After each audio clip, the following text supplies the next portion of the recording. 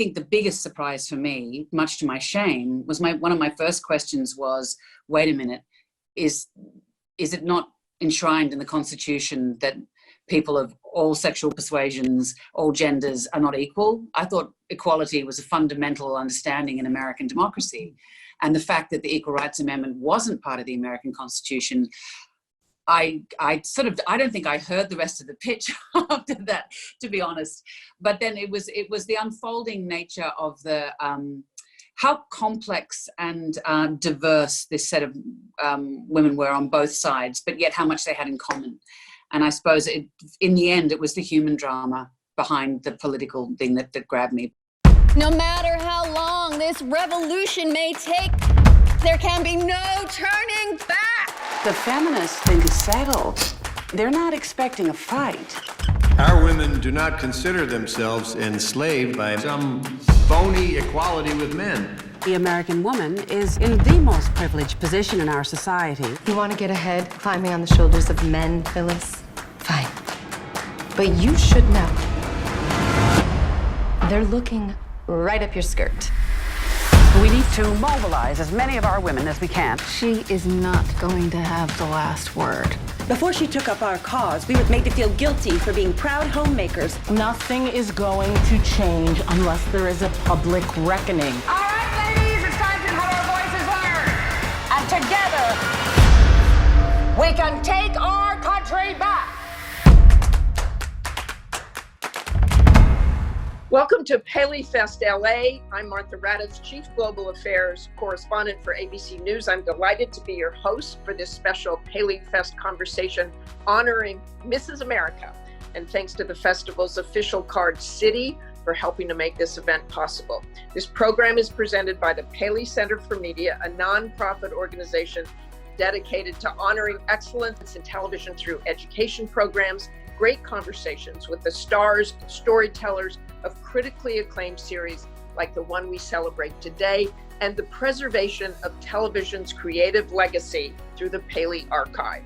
To learn more and to become a member, please visit paleycenter.org. Today, we are thrilled to welcome the gifted ensemble cast and creative team of FX on Hulu's acclaimed series, Mrs. America.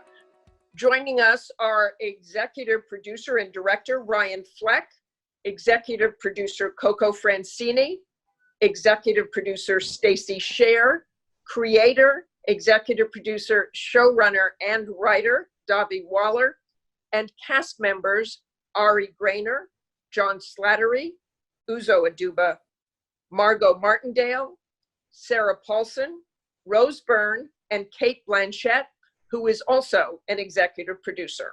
Welcome to everybody. And Stacey, I want to start with you as the executive producer, as the architect of the project. Really tell us about how you came up with the idea of the show, what motivated you? Well, we were in the lead up to the 2016 election. It was late 2015, and I saw a documentary. It was a Makers documentary, and it was talking about Phyllis Schlafly. And now I remembered her, but I didn't remember her well enough to really distinguish her from Anita Bryant. And the thing that struck me was the feminist being interviewed talking about her, that she lived her life as a feminist, but was fighting against the Equal Rights Amendment. And I was always really interested in second wave feminism, but I worried that approaching it from the point of view of the feminists would turn it into kind of a canonization or a hagiography. And I was fortunate enough to have worked with Dahvi Waller on something else in the past. And she's one of the most gifted writers I have ever had the opportunity to work with. And I was dying to find something else to do with her, and asked her if this notion sparked to her. And I was lucky enough that she said yes. and talk about what the pitch process was like with FX. Well, Dahvi, we went in late 2015, right? And I had just started my deal at FX and was really fortunate enough to be there with the incredible John Landgraf and his team. And John had been my partner in a company called Jersey Television for about 6 years. And so we'd been old friends and knew each other well. And, Gina Balian, who's so incredibly talented, said yes in the room pretty much, wasn't it? it felt like that, Dahvi. I don't know, I might be revising it, but it definitely felt, I mean, Dahvi's pitch was so undeniable that, you know, they basically said, let's do this. And Dahvi, you knew right away you wanted to make Phyllis Schlafly the central character? Well, actually, you know, I had been looking to do a political drama. I really love politics, and I wanted, so many political dramas are centered on men and they're written and directed by men. So I was really looking to find something to do in the world of politics that's centered on women. So when Stacey pitched this idea of Phyllis Schlafly and the Equal Rights Amendment battle, it just sort of fit with what I was looking to do. And I thought, that's a really interesting way into a story about politics. But as Stacey said, we developed this pitch in late 2015, and I was working on a draft of the pilot script in November 2016 during the election. So once Hillary Clinton was not the president, the whole gist of the series really pivoted for me, because it was no longer this ironic look at an anti-feminist during the first female presidency. It was really going to be an answer to how did we get to where we are, and who are all these white women who voted for Trump. Phyllis died while we were in that lead up to the election.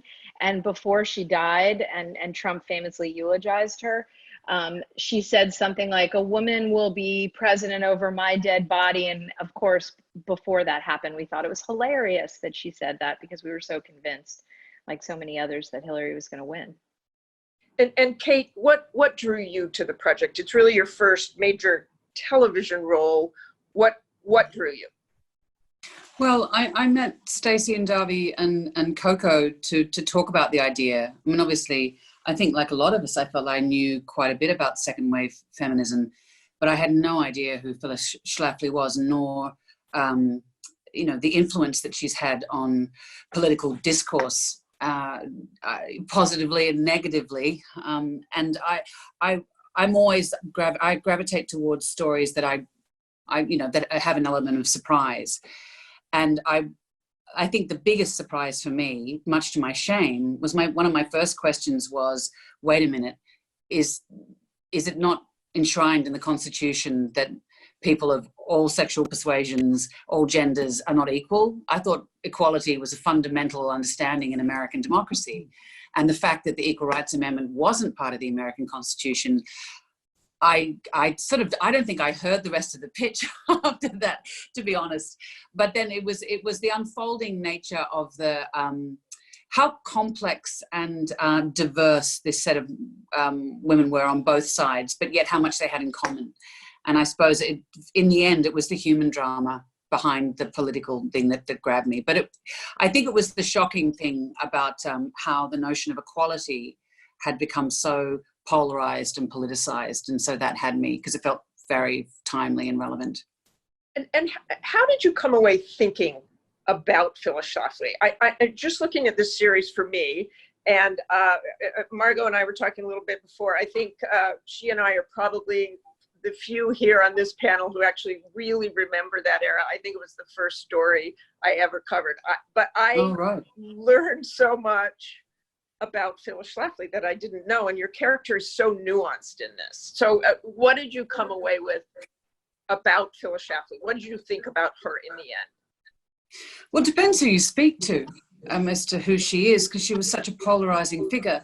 But man, did she write a lot. I mean, it was so interesting. You go to look at archives of Bella Abzug or even Gloria Steinem, but there is so much footage of Phyllis. And in the end, I read her biography, or the one that Carol Feltensau wrote, and then I just heard her in her own words. And so it was so fascinating for me to hear what I had understood to be certain givens in social discourse from a completely different perspective. And it depends. Every time I think about her, I have a different assessment. But today I woke up thinking one of the painful things I think about being Phyllis Schlafly is the need to be right was so important to her. And I think it really hampered her ability to listen. And Margo, you played Bella Abzug. how much do you remember about this era? And were you involved at all? Did you go to any of the conventions? Sadly, Martha, no, I was not involved. I was much more interested in acting and getting the next job. I knew of Bella, of course, because I lived on the Upper West Side and she was all around and in the paper and on television. And every time you looked, it'd go, there's that loud woman again. I found her, I don't know, I guess I found her slightly off-putting. I'm not certain, but I've learned so much from doing this show that it was an education to me on the women's movement because I was so singularly focused on acting. And we're really glad you were, Margo, by the way. Really glad you were focused on that. And surviving, do you understand? So I don't know why. I thought I was liberated. I thought we were all liberated. I come from Texas. I think all the women there are liberated, or my mother certainly was. So that's the way I looked at life. You nailed that accent, though. Why? Thank you. Let me just say, thank you. Rose, you have the iconic figure, Gloria Steinem. That had to be kind of daunting to play this real life person who, like every mannerism, people think they know, but you nailed it too. Yeah. Oh, it's so daunting. Yeah, to play someone that iconic where you've already got so many preconceived sort of notions about her and projections onto her. You know, she really truly was the face of the movement. She's the most singularly identifiable with her silhouette. And but like Margo, you know, I kind of thought I knew a little bit about her and, you know, all of her achievements, and really quickly realized how much I needed to research and understand. And it was definitely an education, and definitely daunting. Yeah. I remember having a few conversations with Dahvi in a total panic. Like, I don't know. So you called her on the phone? I'm talking to you on the phone, Dahvi, at one point, going, I don't know what this is. I'm in too deep. I don't know how to, you know, like in a complete panic about it. So, and of course, I was saying, Rose, if you don't play Gloria, I'm screwed. So that was me on the other end. You have to do it. But it was really an amazing experience. You know, you don't always have these when you do a job, and it was really the material and the cast and the creative team and everybody. It was really, you know, it was very special. What surprised you? What was really the most difficult part, aside from the fact that everybody knows her? What was the most difficult part about playing her? And was there anything that really surprised you? Well, so many things. I mean, her childhood was incredibly unconventional, pardon me. So that was a huge revelation to me. I didn't know about her, how she, you know, her parents, and she was on the road literally her whole childhood and all those sorts of formative things. And her mother was very ill growing up, and she was really the caretaker. And I suppose with someone like Gloria, you know, she has a lot of restraint, and yet the power within her restraint and how to find that kind of balance, I found challenging. I think she's definitely a quieter person in the room amongst a lot of big characters like Phyllis Schlafly or Bella Abzug or Shirley Chisholm or whomever, but yet she sort of has this, you know, a very quiet force field around her, I think. So it was interesting to try to figure that out. And Uzo, you had the same kinds of challenges with Shirley Chisholm. Did you know a lot about her? And what did you find out about her that surprised you? I had known a bit about her. Growing up, I had only ever heard the expression fighting Shirley Chisholm because my mom was into her, and I was like, fighting Shirley Chisholm. I like fighting Chisholm. Then when I moved to New York, I had bought this book called An African American Century, and it chronicled from 1900 to 1999 all these monumental African American figures, and she was in the book and had a section. And that was when I had my own sort of discovery, love affair of her and what she had done, what she had progressed, what she represented. And I thought that was very powerful and exciting. Imagine that such a thing had occurred at that time in history, in particular, for a Black woman to be doing. So that was what I knew a bit about her legacy. What I learned during this process from reading was not only how she was so progressive in terms of her policy and politics, which I found incredibly interesting, particularly at this time when we see a lot of the platforms for candidates from this past cycle in particular. A lot of the things that she held as political platforms in the late 60s, 70s were things are things that we're now implementing today. So I thought that was really exciting to learn. And I think just from an emotional place, it was great watching the documentary Unbought and Unbossed and seeing the wall come down for her. You know, you were seeing her dance and laugh. And I just watched so many videos and listened to so many speeches where she's very stoic and strong, and the image that we all, you know, I guess know of Shirley Chisholm.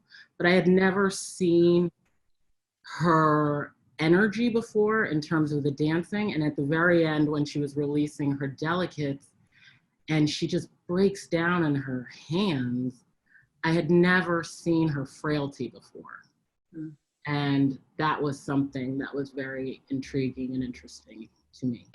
Uzo, how much did you know about the ERA and about that era? That there were, or that it hadn't been ratified. I knew, I had heard, if I'm being like full disclosure, I had heard of it.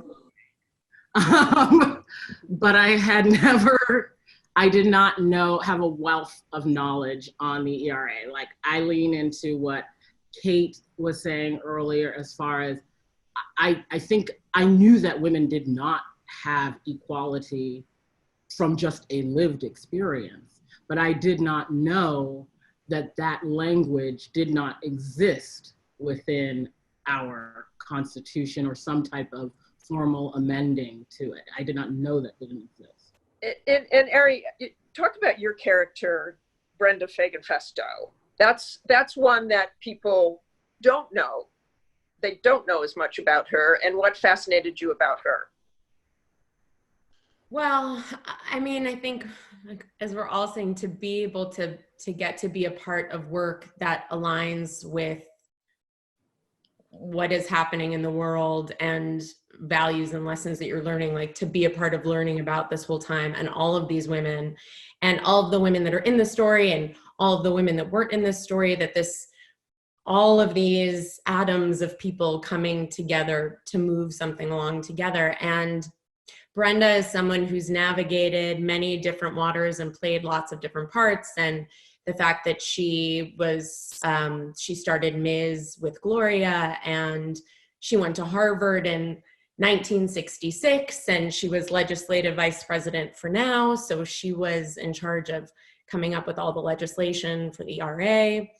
And then she went on to run the ACLU Women's Project with Ruth Bader Ginsburg. And so to see where people behind the scenes are also so integral in this fight. And then, you know, the Brenda episode was so personal that felt like a really, maybe not a universal story, but that exploration of choice and freedom within yourself and in your life, and the implications of that for marriage and children and sexuality, that was just such a grounded and deeply personal look at that moment of hers in the context of this larger equation. And you had that incredible scene which recreates the debate with Fred and Phyllis on the Tom Snyder show. Did you actually look at old tape of that? How did you prepare for that?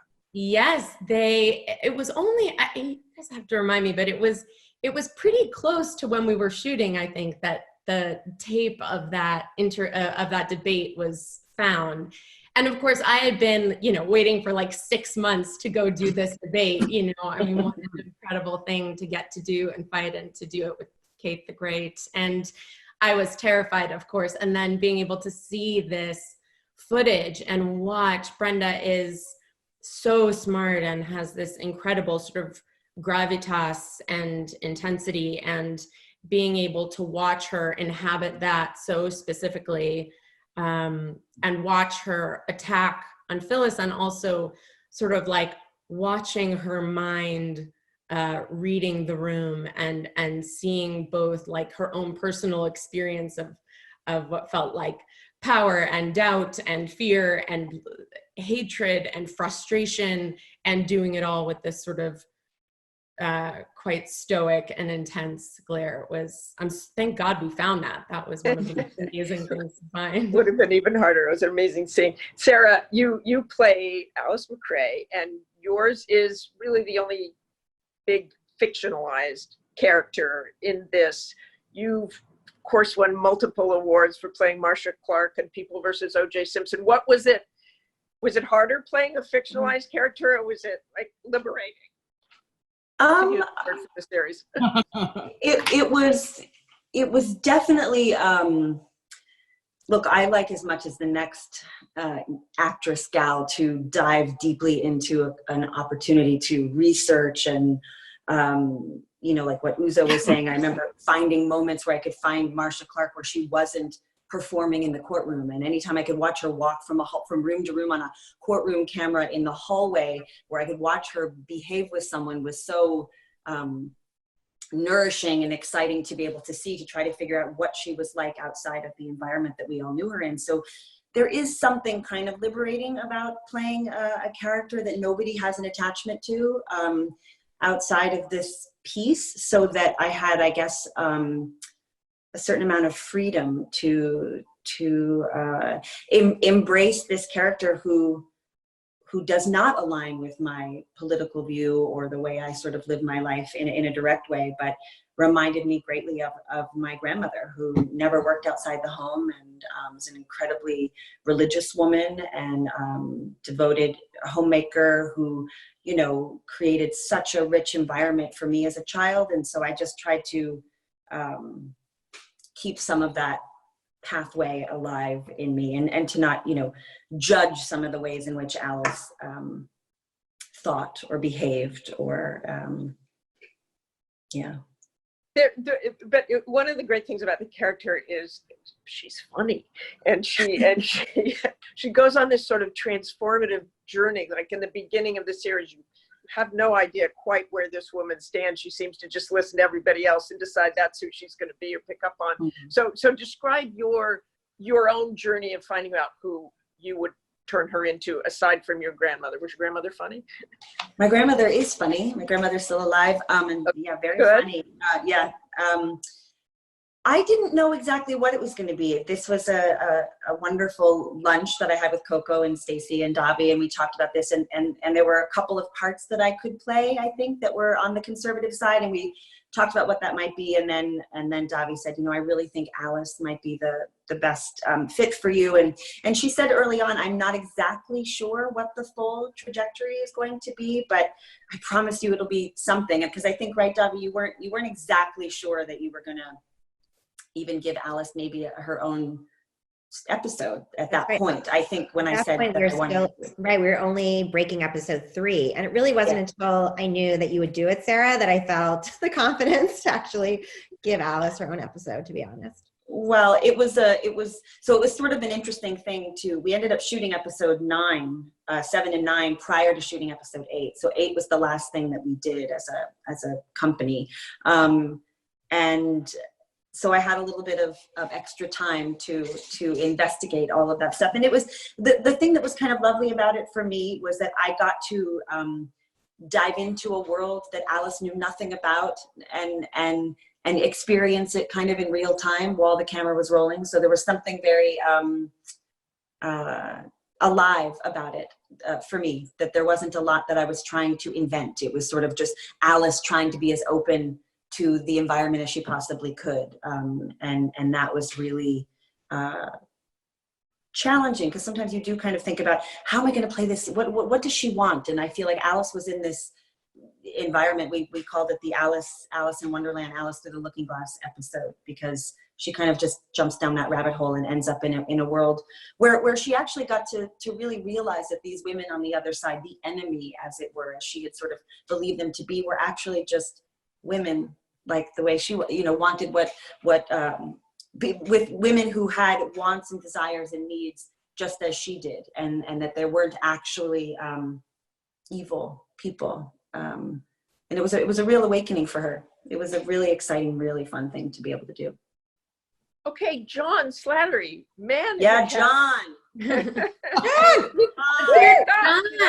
Don't be shy, John. I want to know, first of all, how it was to be in this project, written by, produced, and starring so many women, especially after coming from Spotlight, which was largely men. I knew all of those people in there because I used to be a reporter in Boston. But talk about how wonderful it was to work with all these women. It was every day was a fantasy. Dahvi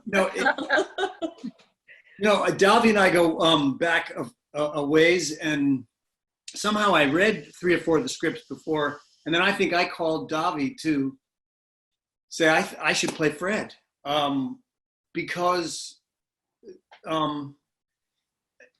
I mean, speaking for myself, to be involved in something where any project which creates a world that you know very little about. I mean, like a lot of these people, I guess I assumed that the ERA amendment had been ratified, and what drew me in was certainly the scope of the story and the historical value of the story and the relevance and timeliness of it, but also the personal detail and the way that, and I've said this before, that I was amazed at how Dahvi captured the scope and the history of the story without losing at all the detail of the personal struggle that all of these women went through, and what it cost them in their personal lives, in their professional lives, and the complications and the compromises and the contradictions of all of these women.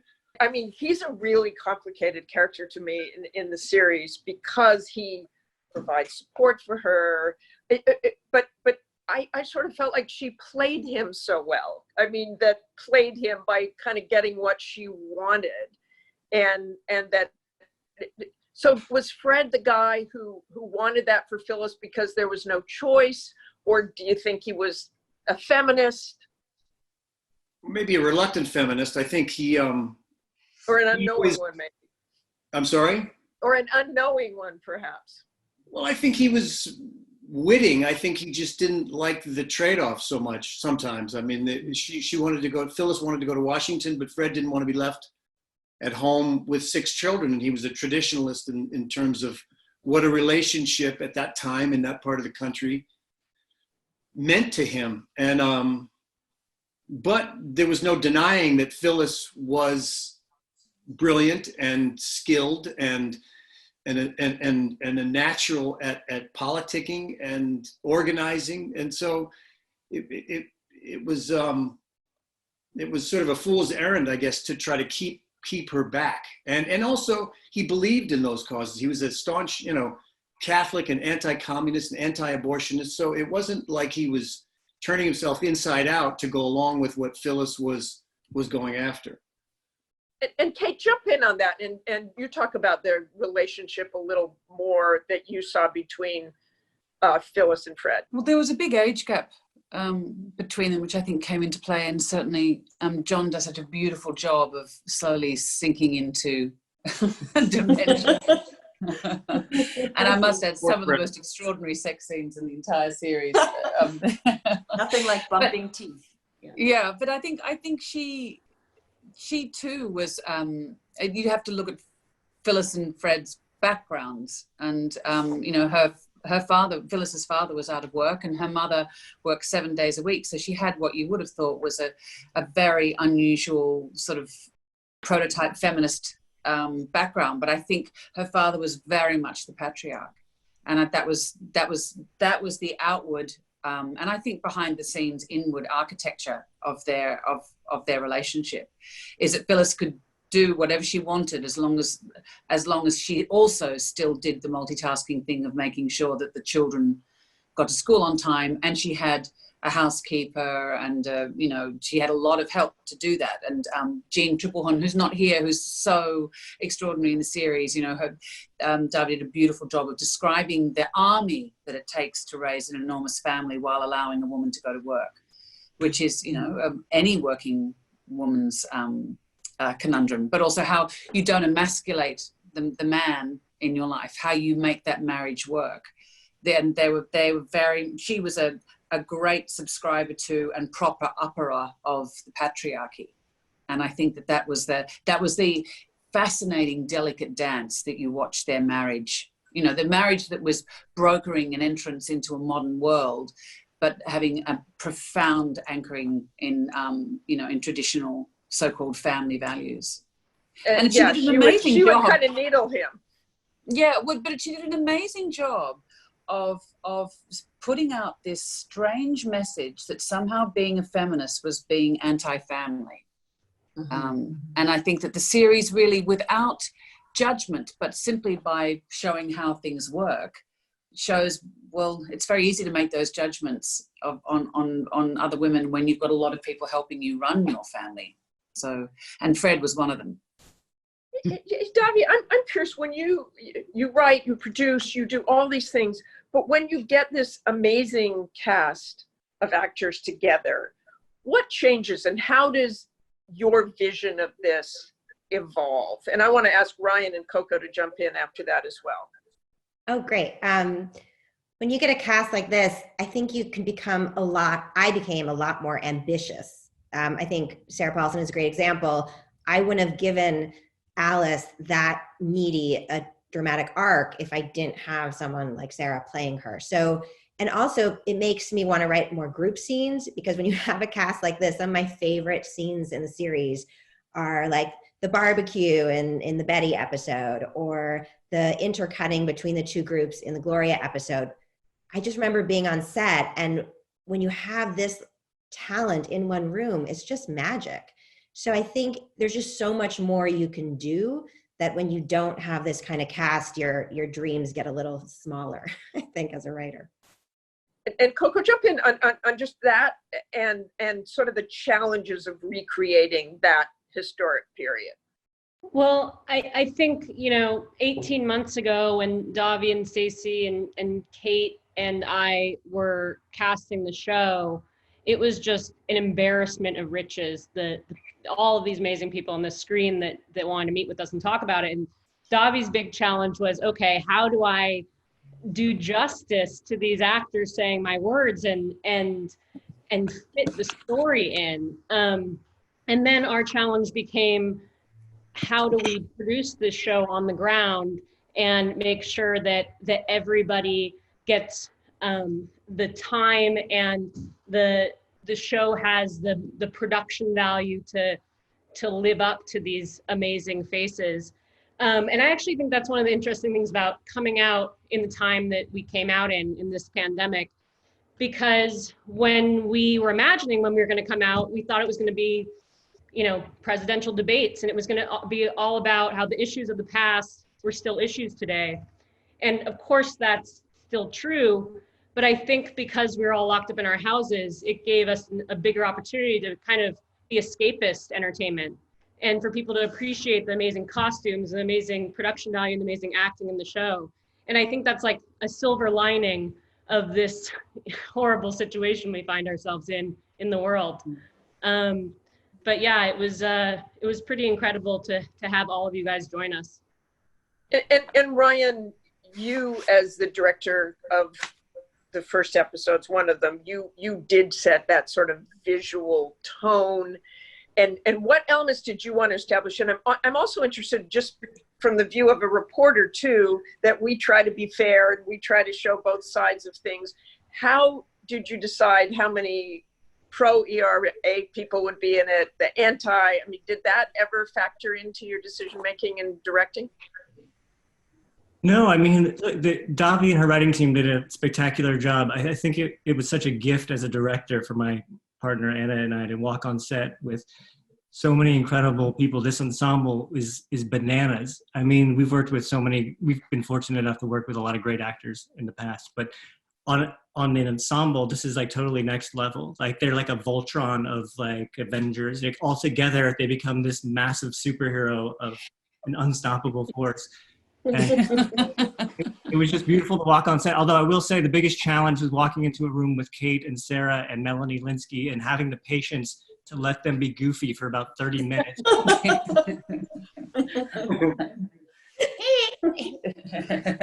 Let me just ask a couple of you and jump in who you want and just sort of wrap this up. How do you think this show has reinvigorated the public's conversation about women's rights and the feminist movement? Rose, you want to start?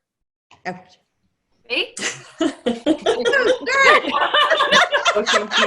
Take it, Rose. Go ahead, Rose. Stacey Sher. I think we should go back to Stacey. Okay, go to Stacey. I mean, look, one of the most exciting things was that while we went through this process, that Virginia became the 38th state to ratify. And we watched them flip the state legislature and see that happen. Now, of course, you know, we also saw Mitch McConnell refuse to take it up after the deadline proposal was passed in Congress. So, because that's the debate. Just to explain that a little bit. That's the debate. Whether the time has already passed and it's deadline. Yes, you know, so Jackie Spear from California went to Congress and proposed that we eliminate the original extended deadline, which Phyllis already thought was unconstitutional. But right before we started the show, Dahvi, correct me if I'm wrong, the 210-year-old constitutional amendment about pay for congressmen got ratified. Well, there was no deadline on that one. Right, and there wasn't originally a deadline written into the amendment. It was put on afterwards. So no, there was a deadline originally for the ERA. So that was the difference. The ERA had a deadline and the other amendment that took 200 years didn't have a deadline. So, but there's a precedent for not having deadlines, but ERA did have a 7-year deadline that was extended to 82. By Jimmy Carter. And so Ellie Smeal thought if they could get the additional amendments, she kind of started this movement to continue the ratifications. And while we were making the show, Virginia became the last state to ratify, and then the deadline became the debate. But it's sort of stalled politically, though Congress voted to overturn the deadline. Okay, let's make the last question simpler. What do you think? What do you hope, Rose, people take away from this? Not that you needed a simple question, that just wasn't fair to you. Take it away, Rose. That's my job. You know? Splitting. Oh my God. Oh my God. Well, oh my God. I think, like you say, a lot of us don't even know the ERA wasn't passed. So that alone is kind of extraordinary to have this whole show dedicated to that. And to dedicate it to this second wave feminism, like there would be no Me Too with these women. There'd be no Time's Up. Like as Uzo has said before, like we stand on the shoulders of all of these women before us, and including Phyllis, like, and doing this incredible job of reverse engineering history to see why did so many white women vote for Trump? Where does this germinate from? So I think a lot of those things will definitely be appreciated from the show. That makes sense. Well, I think actually that's the direction I was heading, that it does resonate today. And with the Me Too movement and others and Black Lives Matter, it does resonate. And I think the release in this time, and especially during COVID when everybody's sitting home watching and trying to learn something, it's a pretty extraordinary time for this to be released. Anybody else have any final thoughts on a takeaway? Oh yeah, Martha, I just wanted to add to the takeaway that one of my big takeaways from the show and working on it and spending time in this era is that how I think about change. You know, I used to think change was this march forward and it was linear and we kept moving ahead. And learning about the anti-feminist and Stop ERA movement, I just realized how cyclical change is. And at its heart, this series is about activists. And I think we're now at a moment after quite a bit of backlash of another burst of social change and activism, like you said, the Black Lives Matter movement, Me Too. And so I find that kind of inspiring. And my hope is that this show galvanizes us to keep fighting and never get complacent, even when we think we've progressed. Thanks to all of you for joining us for this special PaleyFest LA conversation with the wonderful cast and creative team behind Mrs. America. And thanks to the festival's official card, City. You can learn more about the Paley Center by visiting paleycenter.org. Take care. Have a great day.